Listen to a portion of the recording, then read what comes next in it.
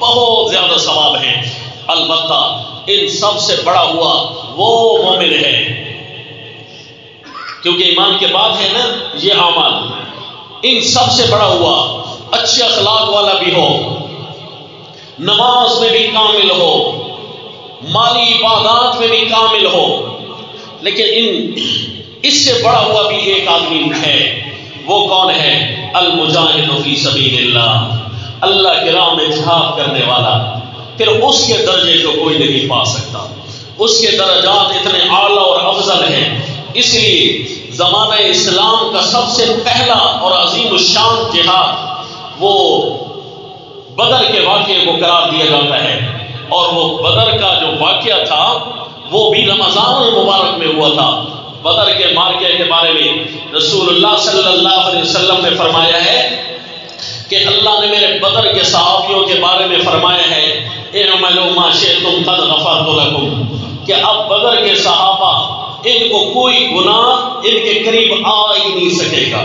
صلی اللہ علیہ وسلم یہ چاہے جو کرتے رہے اللہ نے ان کو پہلے سے ہی معاف کر رکھا ہے، عظیم الشان لوگ ہیں۔ اس لیے صحابہ کرام کے آپس میں فضائل ہوتے تھے نا اتار چڑھاؤ، کیونکہ سارے صحابہ افضل ہیں، لیکن ان میں نمبر بھی ہوتے تھے، ترتیبیں بھی ہوتی۔ اب ان سے افضل کون ہے؟ جس طرح کی امت میں سب سے افضل انبیاء کے بعد کون ہے جی؟ سیدنا صدیق اکبر رضی اللہ تعالیٰ عنہ۔ چلیں آپ کو ایک چھوٹا سا نکتہ بھی بتا دوں، آپ کی خوشی کا بھی باعث بنے گا اور علم میں بھی اضافہ ہوگا۔ نبی کے بعد سیدنا صدیق اکبر سے امام الانبیاء صلی اللہ علیہ وسلم کے بعد اور سیدنا صدیق اکبر رضی اللہ تعالیٰ عنہ سے بھی افضل ایک شخصیت ہے، وہ کون ہو سکتے ہیں؟ سیدنا عیسیٰ علیہ السلام۔ وہ اس امت میں ہونے کی حیثیت سے تو تشریف لائیں گے، تو وہ چونکہ انہوں نے نبوت کا دور بھی پایا تھا، لہذا وہ اعزاز بھی پہلا والا تو برقرار رہے گا، اگرچہ اب نبی بن کر تشریف نہیں لائیں گے تو اس لحاظ سے افضل ہے۔ ورنہ تو پہلے کے احوال کے مطابق سادہ سا بندہ کہہ دیا جاتا ہے کہ وہ خلیفہ بلا فصل ہونے کی حیثیت سے سیدنا صدیق اکبر رضی اللہ تعالیٰ عنہ افضل ہیں۔ تو اسی طرح صحابہ اکرام کے آپس کے اعزازات تھے، ان میں بدر والے صحابہ کے بھی اعزازات ہیں کہ افضل یوں پھر بدر والے صحابہ افضل ہیں۔ اور جو بدر کا مارکہ سجا تھا تو وہ رمضان المبارک میں تھا صلی اللہ علیہ وسلم، لہذا رمضان المبارک کی ساعات کو اس قدر عظمت سے پانے والا مجاہد فی سبیل اللہ ہو سکتا ہے۔ تو کم از کم جو لوگ جہاد ہم نہیں کر سکتے تو یہ تو دعا تو کر سکتے ہیں کہ اے اللہ ہماری اس فضول زندگی سے جان چھڑا، کہہ دیجیے آمین۔ جس فضول زندگی میں کافر تو تلواریں اٹھائے ہوئے ہوں، وہ تو بم اٹھائے ہوئے ہوں، اور ہمارے ہاتھوں میں صرف تسبیحاں ہی چل رہی ہوں اور اسی کو اعزاز سمجھا گیا ہو، لا حول ولا قوت الا باللہ۔ یہ کم از کم شرمندگی جب ہمارے مسلمانوں کو کاٹا جا رہا ہوگا اور مارا جا رہا ہوگا تو اس وقت ہم تو سحریاں کھا کر روزہ رکھیں گے، افطاریاں کریں گے کچھ کھا کر۔ کچھ ایسے بھی دنیا میں لوگ موجود ہوں گے جو صبح سحری بھی خون میں نہلائے ہوئے ہوتی ہے اور رات کے وقت ان کی افطاریاں بھی خون میں نہلائے ہوئی ہو رہی ہوتی ہے۔ اپنے ان لوگوں مظلومین کو بھی نہیں بھولنا، کیونکہ رمضان المبارک کی ساعات وہ جو پاتے ہیں، ہم میں سے ساری زندگی کوئی پڑھاتا رہے، ساری زندگی مفتیان، علماء، محققین، حفاظ قرآن پڑھتے رہے، عبادت والے عبادت کرتے رہے، روزے والے روزہ کرتے رہے، ایک دن اگر کسی نے جہاد فی سبیل اللہ میں گزارا ہے تو اس سے افضل کائنات کا کوئی بندہ نہیں ہو سکتا۔ بس اس کے بعد ہے، اس شرمندگی کے بعد ہم پھر اپنے اللہ کے حضور نمازیں پڑھیں گے، کہیے انشاءاللہ۔ اس شرمندگی اس کے علاوہ نہیں پڑھنی، اس شرمندگی کے ساتھ ہی روزہ رکھنا ہے۔ کم از کم ان لوگوں کی فہرست میں تو اللہ شامل کر دیں گے کہ ان کو احساس تو تھا، بالکل بغیر احساس کے تو نہیں تھے۔ اللہ کریم ہمیں توفیق دے، کہیے انشاءاللہ۔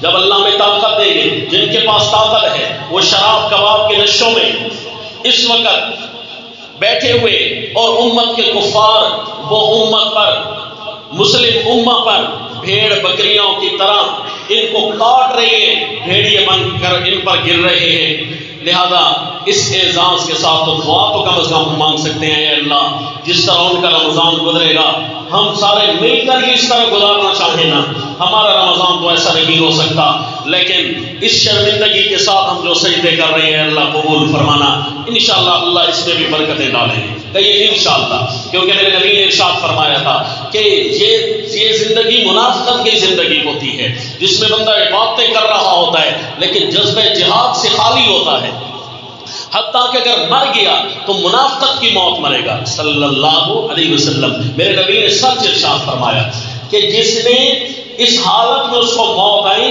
کہ نہ جہاد کیا ہو اور نہ جذبہ جہاد دل میں رکھا ہو، مر گیا تو منافقت کی موت مرے گا۔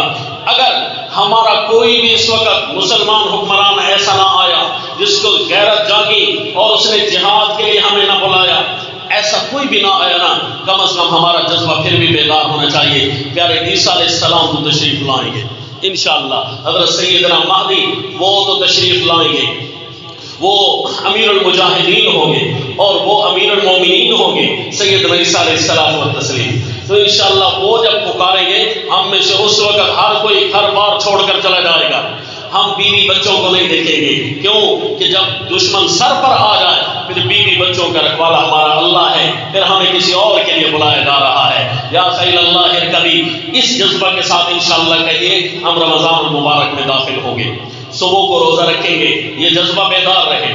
اور مزے کی بات بتاؤں جی کہ رمضان المبارک کے بارے میں آپ کسی بھی عالم سے سوال کیجئے، ترجمہ پڑھنے والے کوئی بھی دوست ہوں، اللہ ہر ایک کو قرآن کی سعادتوں سے مالا مال کرے، کسی سے بھی سوال کیجئے کہ رمضان المبارک کے روزے کا حکم کون سی صورت میں آیا ہے، بڑا حیران کن نکتہ ہے جی، پیارے دوستوں کو یاد کرا رہا ہوں۔ اور یہ چھوٹے چھوٹے قرآن کے تفسیر کے نکتے یاد کر لیا کریں پیارے دوستوں، کیونکہ حدیث میں آتا ہے کہ جو قرآن کی ایک آیت سیکھ لیتا ہے نا 100 رکعت نماز سے بھی افضل ہے، اور جو ایک مضمون سیکھ لیتا ہے 1000 رکعت سے بھی افضل ہے۔ تو ہم نے 20 تراویح تو پڑھنی ہے، اس پر کتنا ٹائم لگتا ہے جی؟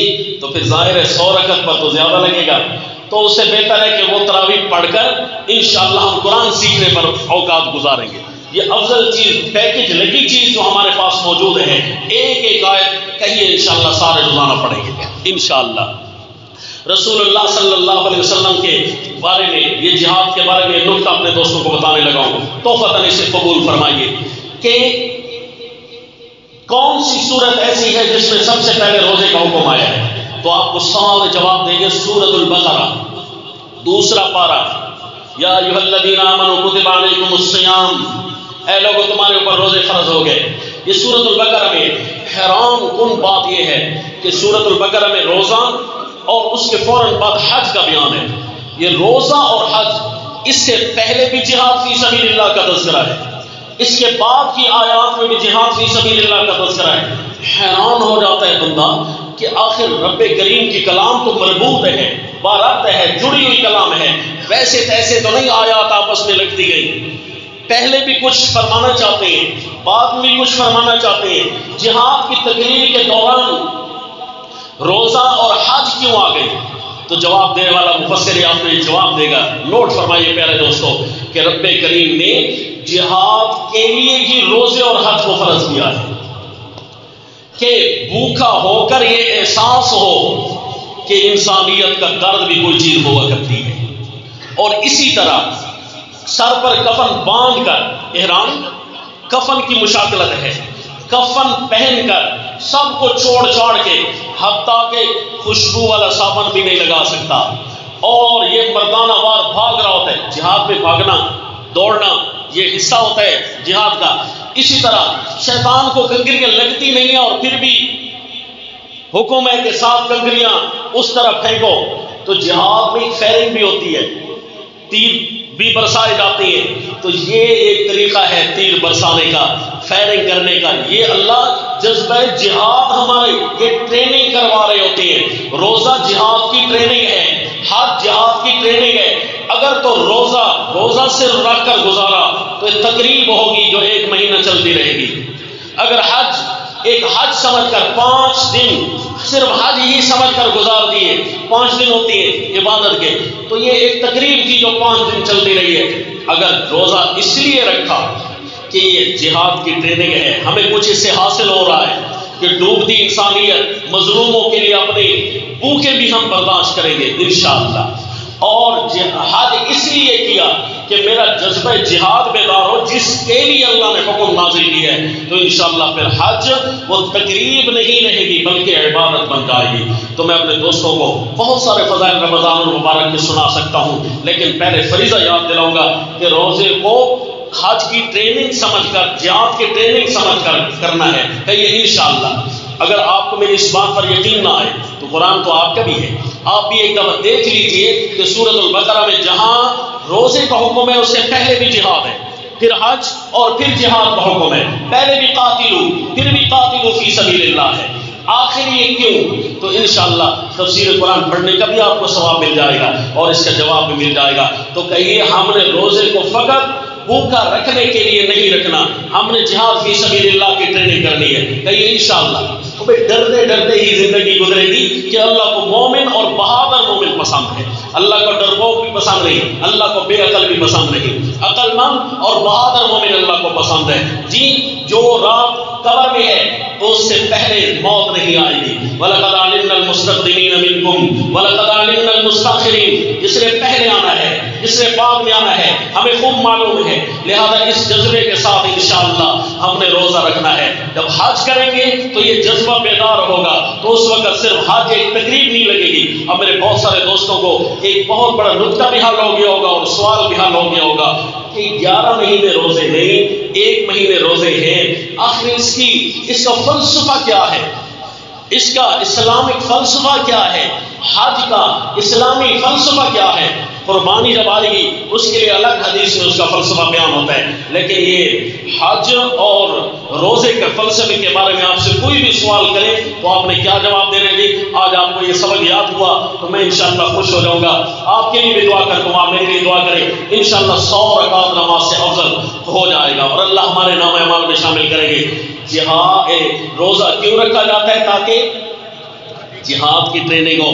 حج کیوں کی جاتی ہے؟ تاکہ اللہ ہم سب کے روزے قبول فرمائے۔ روزوں کے لیے انشاءاللہ ہم تیاری کریں گے۔ وما علینا الا البلاغ۔